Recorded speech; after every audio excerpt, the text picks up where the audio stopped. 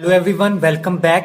तो इस सीरीज की ये लास्ट वीडियो है ग्रुप 18 के लिए, डेट इज नोबल गैसेस के लिए। अगर आपने ग्रुप 13 से 17 के लिए वीडियोस अभी तक नहीं देखी हैं तो इस वीडियो के डिस्क्रिप्शन बॉक्स में लिंक है, आप वहां से देख सकते हैं, या फिर आई टैब पर क्लिक करके भी आप वहां से देख सकते हैं। स्टेप मेथड से हम इस ग्रुप के क्वेश्चंस को सोल्व करते हैं। हमारा फर्स्ट क्वेश्चन है, noble gases have zero electron gain enthalpy and why. मैंने पिछले ग्रुप में भी क्वेश्चन आया था इलेक्ट्रॉन गेन इंथैल्पी में। इलेक्ट्रॉन गेन इंथैल्पी मैंने बताया था कि इलेक्ट्रॉन गेन होना, ठीक है, कि किसी भी एटम में इलेक्ट्रॉन गेन हो रहा है और उस एटम ने इलेक्ट्रॉन गेन किया और उस दौरान जो एनर्जी रिलीज होती है, ठीक है, बाहर निकलती है, वो क्या होती है? Electron gain enthalpy. इंथैल्पी मतलब एनर्जी, ठीक है। तो डेफिनेशन ये है कि when an electron is add up to an isolated atom then energy released and this energy is electron gain enthalpy. Okay, अब क्वेश्चन ये है कि जो नोबल गैसेस हैं वो क्या है, जीरो, उनकी क्या है, जीरो इलेक्ट्रॉन गेन थैल्पी होती है, मतलब वो इलेक्ट्रॉन गेन नहीं करती कभी भी।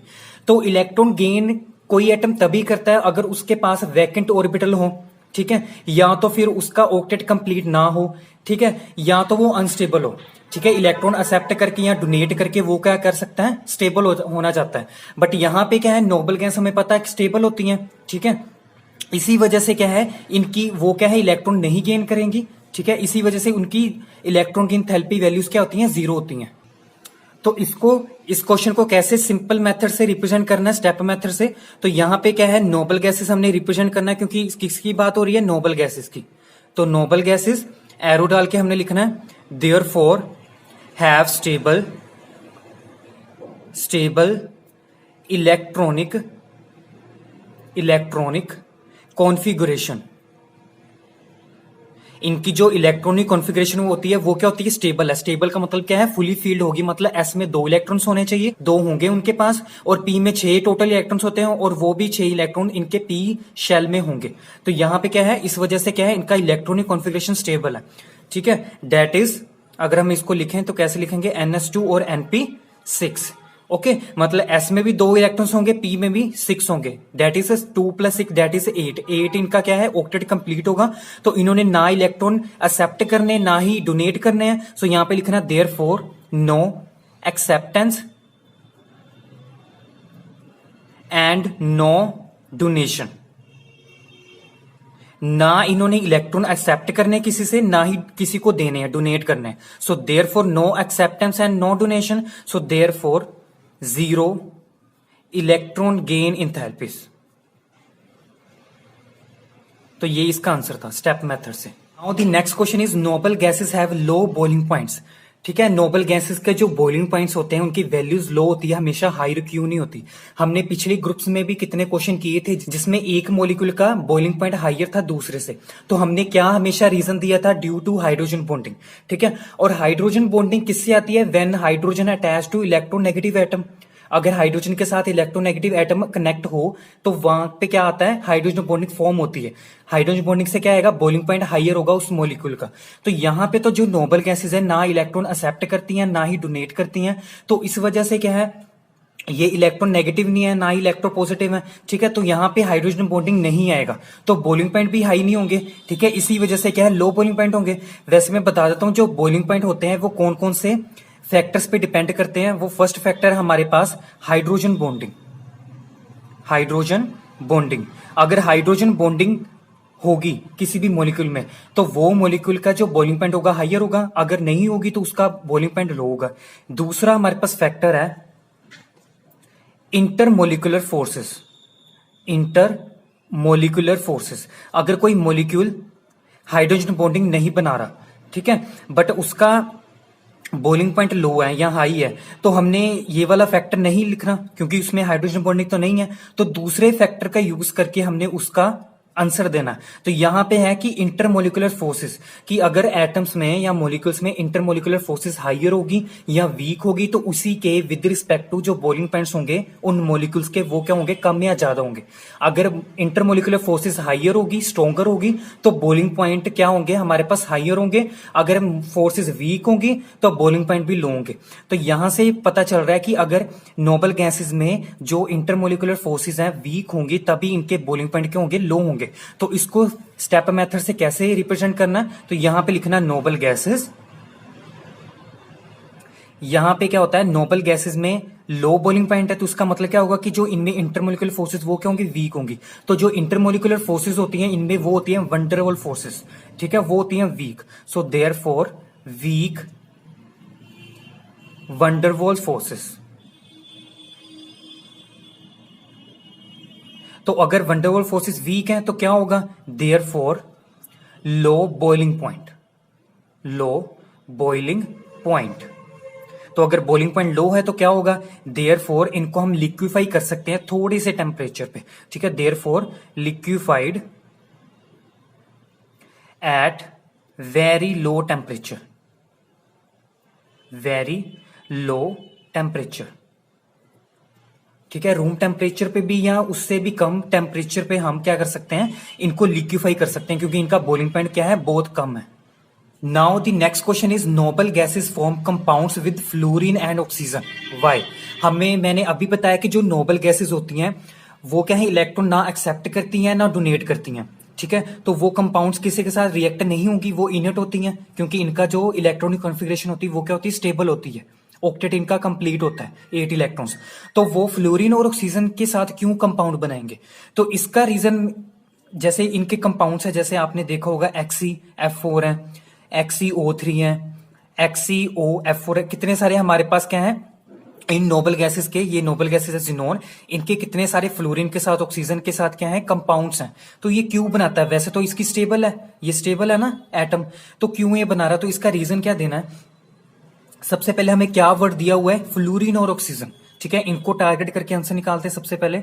तो यहां पे लिखा फ्लोरीन एंड ऑक्सीजन, ओके। अब फ्लोरीन जो एंड ऑक्सीजन है वो क्या होते हैं, देयरफॉर पता हमें क्या है, पीरियोडिक टेबल में मोस्ट इलेक्ट्रोनेगेटिव एटम्स हैं, ओके।